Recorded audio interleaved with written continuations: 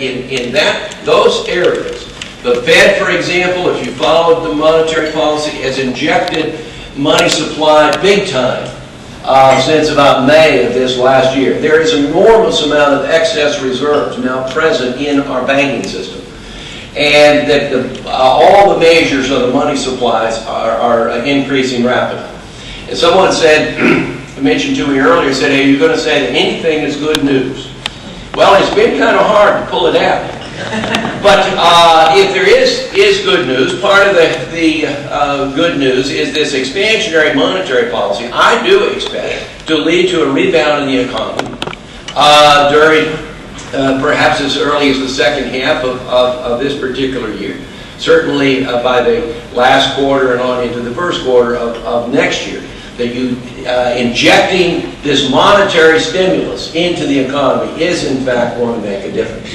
Now the fiscal stimulus, the large deficits and all that sort of thing, I don't think will make much difference. I don't think that the stimulus package of sending out the checks made any significant difference. It might have made the economy a little stronger during the second quarter of 2008, but by the third and fourth quarter it didn't make any difference, and neither will, and the TARP plan didn't make any difference, and neither will the current $825 billion.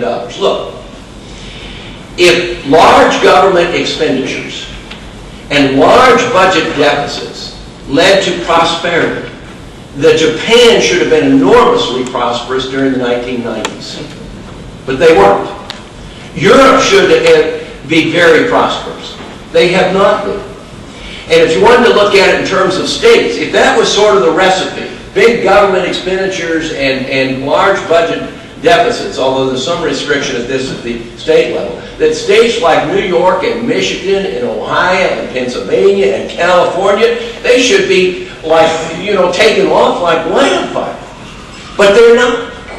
That big government expenditures do not lead to high levels of economic growth, and that we're fooling ourselves and deceiving ourselves if in fact we think that they will. And neither does so-called expansionary fiscal policy do much to stimulate the economy, at least not for very long.